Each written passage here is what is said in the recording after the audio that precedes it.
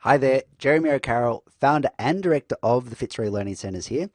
And in this video, what I'd like to do is talk to you about how to teach the first words. Now, as with all the things we do, when we learn a skill, we put it immediately into practice. So you may recall that the first letters we learnt to write were L, I, and T. Now, with these letters, we can actually form two different words, lit and it. So what you can do immediately, having taught children to write these letters, is actually teach them to write these words. And if you want, you can even then make some creative stories revolving around them. For instance, the one we talk about in the video about a friendly monster called It. Now, naturally at this stage, children aren't able to actually write sentences and write really any words, but you can make an oral story, and that's what we do with It. Now, the other thing we do is we start off at the simplest point. So when we're using the first words, then the natural place to begin is with two-letter words, and then when we get to the readers, we're going to move on to three-letter words and beyond. So we can practice and get the kids to practice just some really basic two-letter words like on and up and at, these kind of words.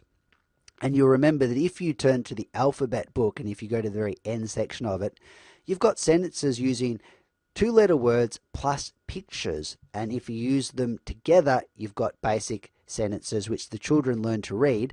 And then from there, they can move on to the three-letter words in the first story or the first read, A Fat Cat. Now, it's very important in our method that we always put into practice what we've just learnt. And so a two-letter word which children might learn to write is if. And you've probably recall that there's actually a nice illustrated book called If. And in this book, you've got things like, mountains which are actually made from dogs' heads. So, and frogs which eat rainbows and all these things. And the book works like this: if frogs ate rainbows, and then you see what you're going to get. So what you can do is once you've got children writing if, you can get them to make their very own if book. And what's the point of this? Well, it makes learning relevant. What they see is when they learn a new skill, then there's going to be a positive application for it. In other words, there's going to be something good they can do with the knowledge they've just learned.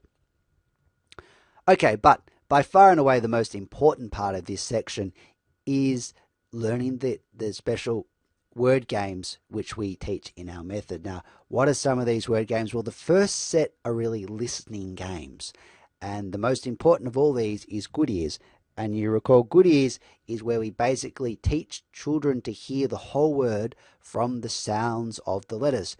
And so in the basic version, you've got a three-letter word, you split it up into two, k, at, and then the children have to know that it's the word cat. Now, you can actually play an even more simple version of this, and that would be where you have a really long word like apple, and you can go apple, or you can have like acrobat, and you can say acrobat, or just some, or marshmallow.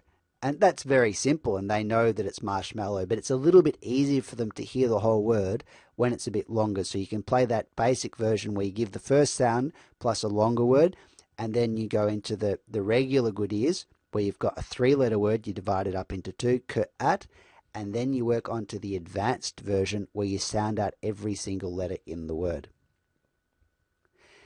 Another important listening game's Number Ears, and that's where you have to say how many sounds there are in a word. So not letters, but sounds. So if you have the word mush, then mush has three sounds. Sh, but it's got four letters. So that's Number Ears. You may recall we've got Windmills, and there's lots of different ways we can play Windmills, which is really a word-forming game. You've got beginner windmills where you have a basic vowel sound in the center of the windmill, and then you can form words around that. Like, say you've got an at sound in the center of the windmill, you might create k at t, or b at t, or h at t. Then you've got the advanced variation of windmills, and in the advanced variation, you can do things like use capital letters. You can also have words ending in different letters. So in the first variation, they all end in t, say, but they don't need to do that in the advanced variation. You might have b at t and b at n, or k an, k at n.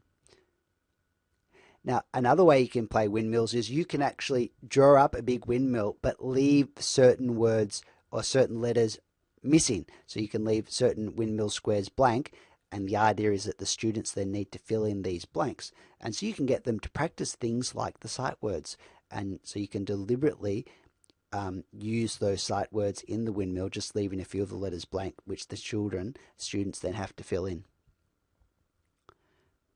And of course, there's the super windmills, and that is where children just try to make up as many words as they can, building in windmills as they do. Okay, so really what we're doing here is we're just refreshing your memory on the games we've got, and the final games we can play are Martians. You'll remember that's where you pretend to be a Martian coming down to Earth, and you're a very proud Martian because you've learnt to read. And so what you do then is you'll come down and say, hey, you know what? I can read and I'm going to prove it to you. Then you write a word up on the whiteboard. You deliberately get it wrong. And when the children tell you that it's wrong, it's going to be a simple word like cat or something. And if you can call it dog, then the children will jump up out of their seats and tell you it's not. Then you ask them, well, why isn't it? And they'll just have to tell you, well, it's not, say, cat because it's dog, or whichever way it goes. Another game you can play is recycling. Recycling is just where you're really using anagrams. So if you have a word like cat, maybe you could make a word act out of it. And so you're just rearranging the letter order to form new words. We've got snakes, and that's where you use the last letter of the word to form a new word, and you go around and around in circles.